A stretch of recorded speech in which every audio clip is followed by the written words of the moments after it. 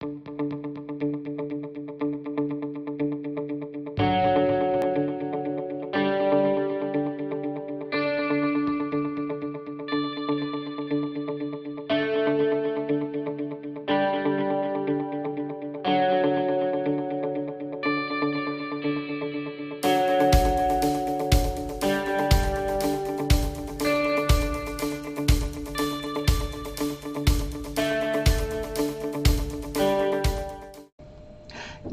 morning, everybody. Crafting Journey here. Don't I look like I just walked off of Skid Row, right? Everything matchy matchy? No, no. Got the blanket thing going on back here near the door, right there. It's weird looking, I know, but it's keeping the cold out. When I have to move that blanket to let Tootsie out, like the blanket is so cold, but I guess it's doing its job. So I thought, since I have these ABs out, I'm just going to go ahead and keep on going with the little part of the label here. Why not? Why not? So I forgot to mention this. Today's Friday. Payday. Woohoo. Yeah. Wow. It's payday.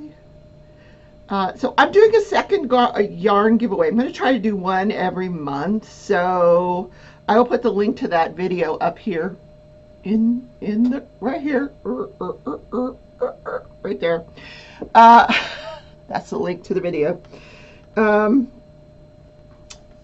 Giving away some yarn, including that spool that I unboxed yesterday. That is in the giveaway. I really love it, but I'm just going to order some more for me. I think I would like it in a different color, personally, So, the thing that I forgot to tell you guys, on Wednesday was commemorated 6 months of me doing this morning show. 6 months I've been doing this show every morning. With the exception, I think I took a Thursday and a Friday off one week a few months back. I don't think I've missed too many days. Anyway, and now I'm doing it on Saturday as well. Woohoo! I don't mind. I'm so used to it now. It doesn't bother me. I'm used to getting up. I get my coffee. I sit down with my iPad, do my research, and then come into the craft room. Jake just, he gets out of bed, piddles on his little pad, and then he goes straight for. He's right here. There he is. He's been here since I made the coffee this morning, waiting for me to turn the heater on. Like, Mom, where are you? We need the heater in here. He's such a little cutie pie.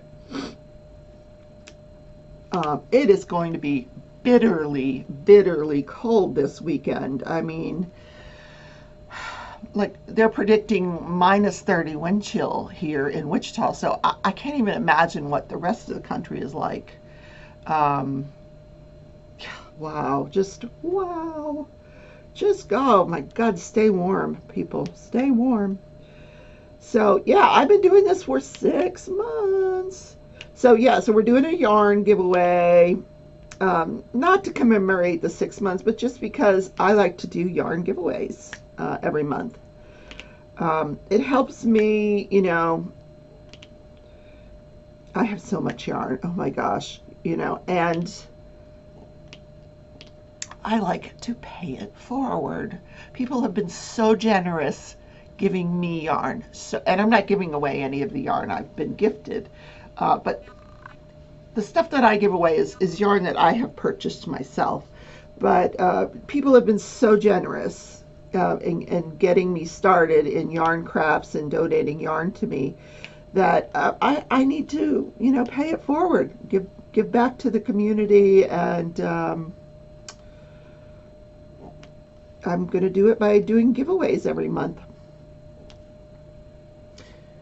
Gosh, this is so pretty. Oh, just thrilled with it. I really, really am. Um, it is National Plum Pudding Day. I don't think I've ever eaten it. It's a steamed, it's not really a pudding, it's more of a, when I read the recipe, my thoughts went to fruitcake. Yeah, because you don't actually, it's not actually made with plums. Years ago, back in the 1800s, when this plum pudding started, plums were not readily available, and people called raisins plums. So the cake or the plum pudding it's steamed, and it's got molasses and butter and all kinds of yummy stuff. You can put brandy in it, yum, um, and fruit like dried fruit, like even candied fruit. The recipe that I found calls for a container of candied fruit, which I happen to be a fruitcake lover, uh, raisin lover. So I'm thinking this is something I've never had that I probably would enjoy, except when I looked at the recipe, 2 hours and 45 minutes to make this egg. I'm thinking, like, total time. They always give you the total time, which is probably not really reflective of how long it would take me to get in the kitchen and make it. But if I had all the ingredients, I don't keep brandy in the house. I don't keep dried fruit in the house. I have raisins here, but then you need a special plum pudding mold that can go into like a Jake. Oh my gosh, what's the matter, buddy? He has had this thing in his throat. I don't know what it is. Every now and then it's like he's choking. I don't know, poor thing. So, but he's okay now. He's back to scratching. So, back to the plum pudding. So, yeah, you need to put it in this special mold and then find a way to get that into a pot of boiling water that comes up halfway over the mold. And then you put the lid on it and steam it. And then you have to keep checking it to make sure the water hasn't boiled down. It sounds like a lot of work, right? But I would be willing to try it. And I'm not a huge fan of molasses. I might switch that out with maybe a maple syrup or something. Molasses is very strong. I don't know. Maybe for the next holiday, I'll put that on my list to try. Yeah. Poor thing.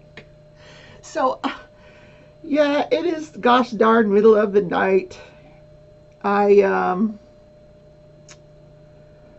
a glutton for punishment. My coworker asked, she had a pipe freeze over, which, I've been dripping the water in the kitchen and the bathrooms to make sure my pipes don't freeze.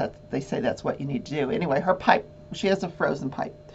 So she asked if I could cover for her tomorrow. Now, she covered for me Tuesday. I was supposed to be there Tuesday, and she said, hey, I got to be here all day for meetings, blah, blah, blah. So I said, of course, I certainly do not want to go in there on a Friday, but I have to go there anyway for my second vaccination. So I figure, what the hell, I'll just do it. And then if I don't feel well after the vaccination, I'm just going to lock up and go home. Oh my God. I finally get up the courage yesterday to tell my boss that I have lost my badge and keys. And she's like, oh my God, we're going to have to rekey the whole office. And, because you kept your keys with your badge, they're going to know exactly what door this is. And I'm like, oh, Jesus. I'm like, hold on. Just let me look one more time. I said, I'm sure it's in the house here somewhere. Because she was thinking, oh, maybe you left it on your desk at work. I'm like, no. I'm sure it's in this house somewhere. Because I've already searched my desk at work. So I start this search last night, and I'm searching everywhere I'd searched before, new places. Like I have all these, I have a big, huge box back here of all these Diamond Art Clubs. So I took all the Diamond Art Club boxes out to make sure, moved them all around to make sure the keys hadn't fallen between one of the boxes. And I looked in drawers, I cleaned off desks, I looked in pockets, purse pockets, everything. So finally, um, I have this backpack over here, and I'm thinking, I've looked in this backpack 10 times. Let me look again. And it's a Vera Bradley backpack. And if you know anything about Vera Bradley, everything has to have 100 pockets. I remember, like, I went to this one concert. It was a concert or a sporting event or something, where they check your purse on the way in, and I had a Vera Bradley purse. And the guy's like, "Oh, here comes a Vera." And I'm like, "What's the matter?" He's like, "Oh, too many pockets." So, too many places to hide weapons, I guess. I don't know. But, so I look in the side pocket. There's the damn keys. I said, damn. It's okay. There's the damn keys and my badge. And you guys know I've been looking for this for weeks. And I, honest to God, looked in that backpack at least 10 times. At least. And there they were. In one of the pockets. Yep. My God. So I texted my boss, and when I went to interview with her for the job, first thing she said to me was, "Oh, you're carrying a Vera Bradley. You're hired." No. So we both love Vera Bradley. She'll always tell me, "Hey, this place is having a sale on Vera. So I texted her last night, and I said, "I found them. I blame it on Vera Bradley because too many pockets." And she said it. She laughed. She said, "You're right." Anyway, that problem solved. I just could imagine rekeying the whole office and it being my fault and everybody getting mad at me. And, God knows how much that would have cost the company, but whatever.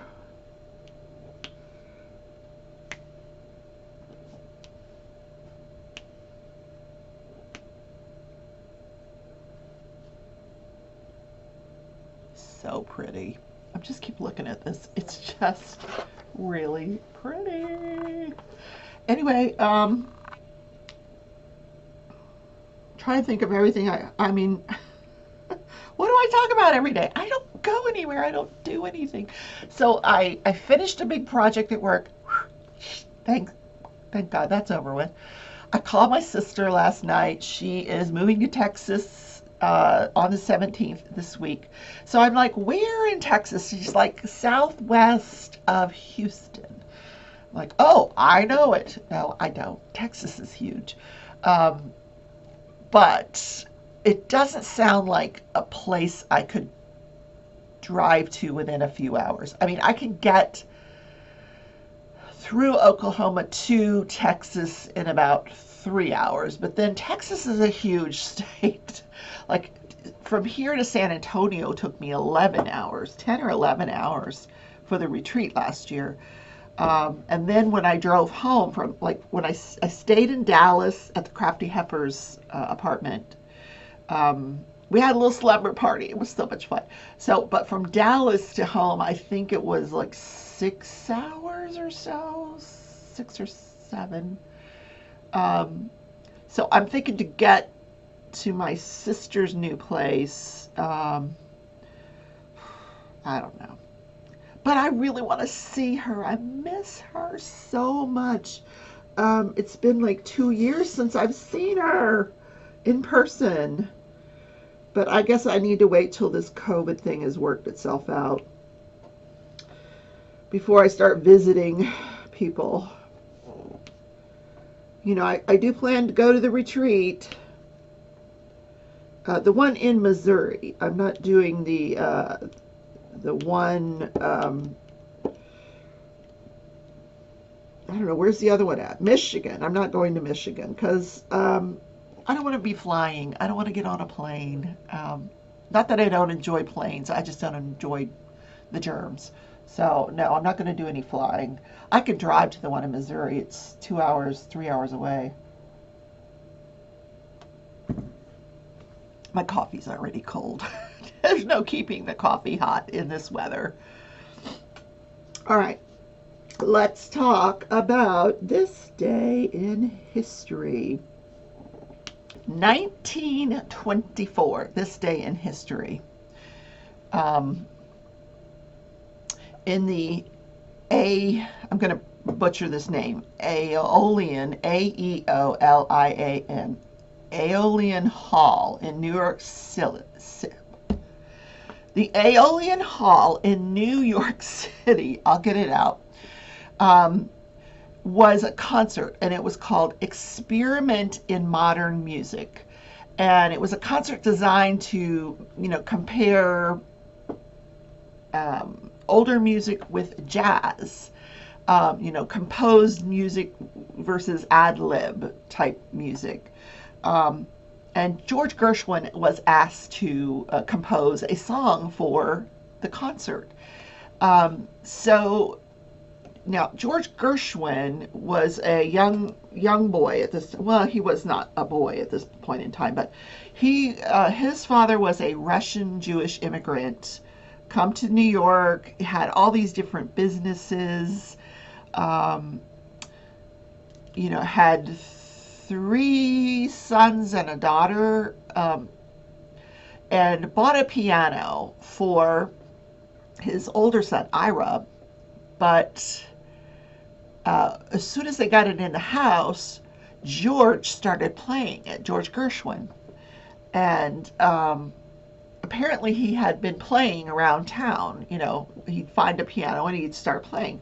So they decided, wow, he's talented. Let's get him some lessons. They get him lessons and he starts playing the piano, and he goes through several teachers because he's really good. Um, so he goes into the music business, and I don't quite understand how they did music back then. They had these businesses where they had piano players and people would come in, um, singers and tap dancers and, whatever. And it was the pianist's job to kind of make the singing and the dancing work, or they would just, you could come into this place and listen to him play and request music, or I didn't understand the whole business of what that was back then. But anyway, he did that for a while, and then he decided, I want to become a composer. So fast forward, here's this concert. The concert goers were so bored because they were doing all this music education. So George, in 5 weeks, composed this amazing song called Rhapsody in Blue. And I'm going to see if I can play a little bit of it for you here. It is not licensed music anymore, so it's free. But let's see. Oh, here.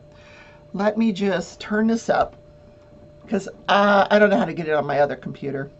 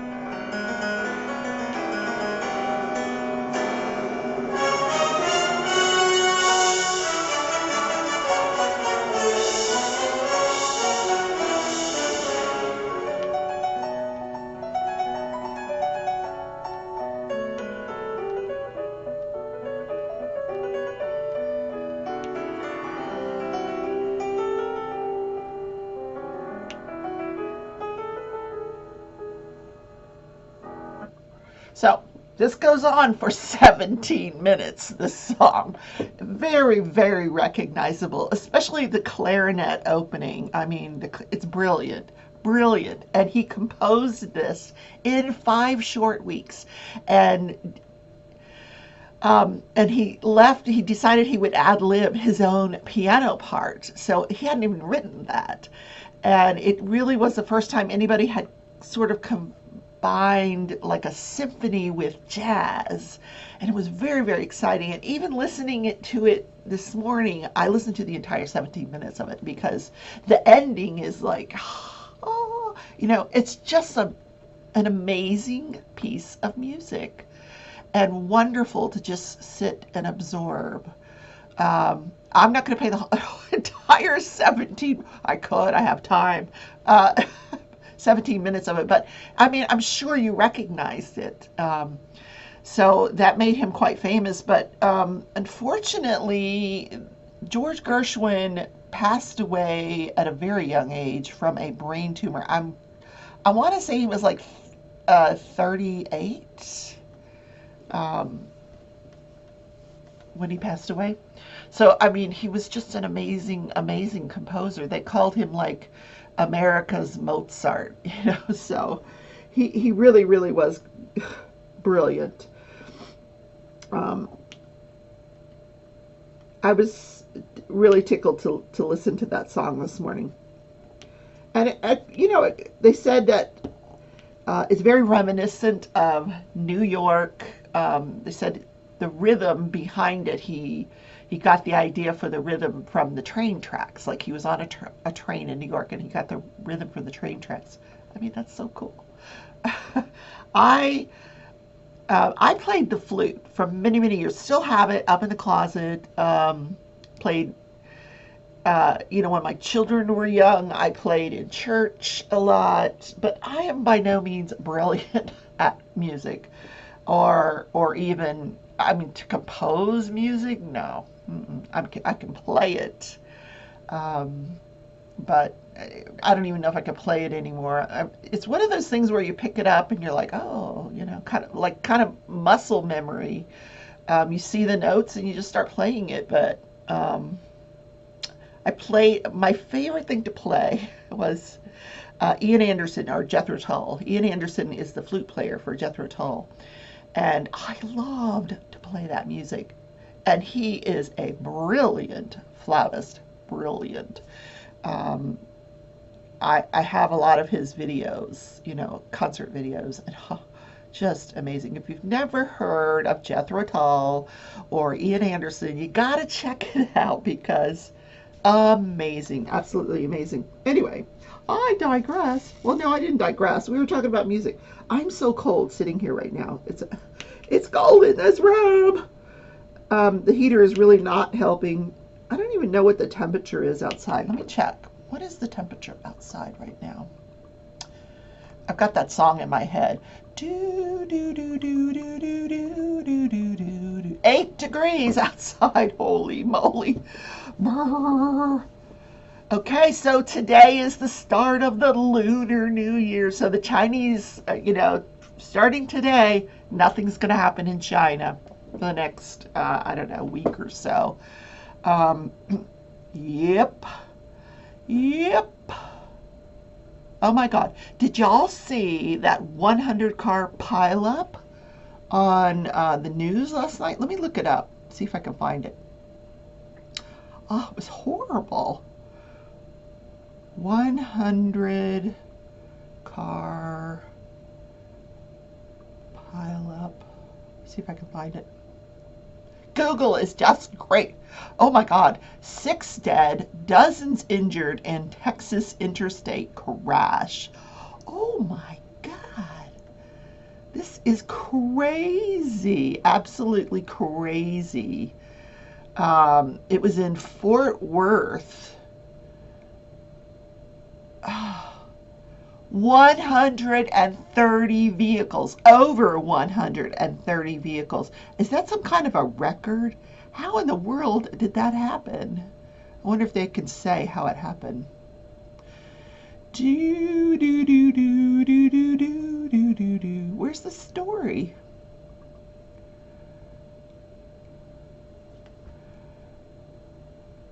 How did that happen? Let's listen. Let's listen.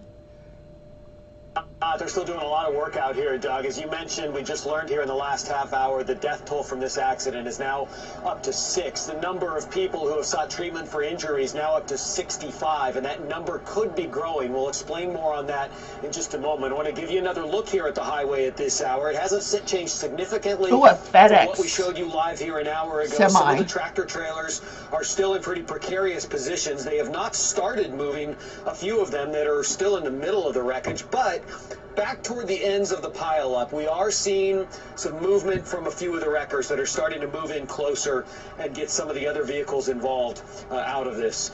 If in this briefing in the last half hour we heard from the new police chief here in Fort Worth, Neil Noakes, he said that ice likely is the preliminary cause of this wreck. Of course, that's what we have been thinking since this morning, what we've heard from drivers who said their cars just started to slide, but they will look into that. They will also look into, as part of this crash investigation, was this road treated? Now, some of those cars just look like, I mean, oh my God, I can't even imagine. One car doesn't even look like a car anymore. Wow. Wow.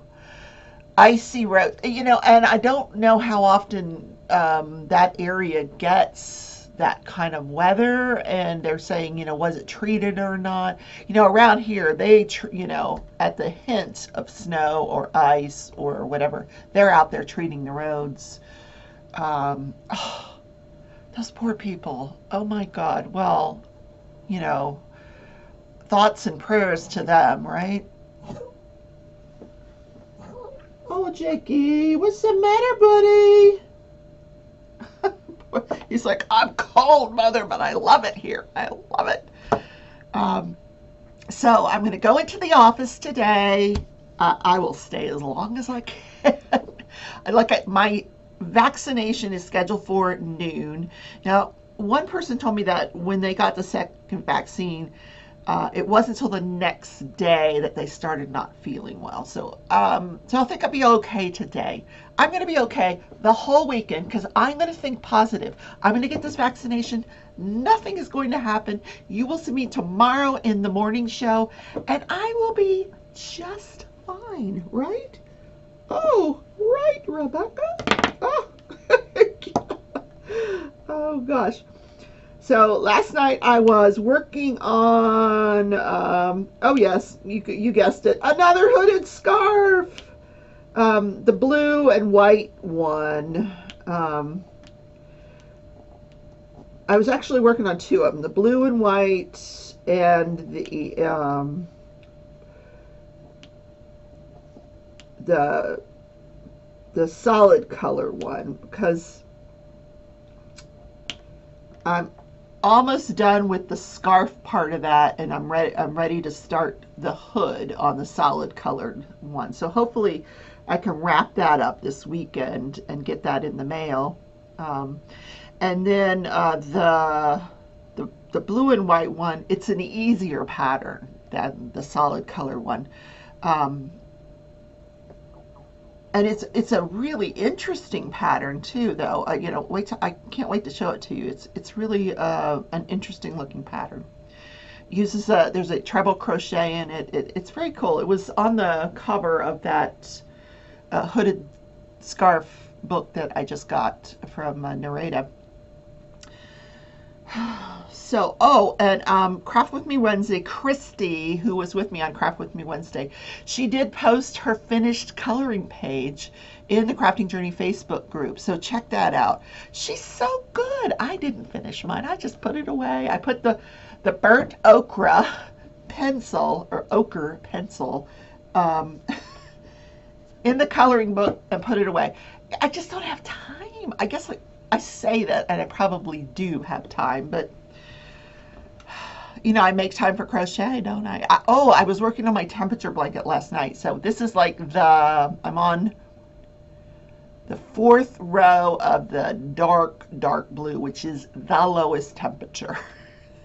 And that's going to go on for at least 3 more days before it starts warming up again. So I can't wait to catch up on my loom to get to that cold temperature on the loom, which is which is this really cool pink right here, the bottom one. Oh yeah, that's going to be cool. That song is not going to leave my head. It doesn't sound like anything like the song, but it's in my head. I'm going to have to I don't know, somehow download that so I can play it over and over again because I really liked it. I listened to all 17 minutes of it this morning. Do do do do do do do do do do do. Do do do do do do do do do do. They say that it used to play in the background for Tom and Jerry. Who knew? I mean, do you even remember Tom and Jerry? I watched Tom and Jerry. Like, who didn't watch Tom and Jerry? A classic cartoon, but I don't remember that song being used, but apparently it was. Tom and Jerry. Oh my God.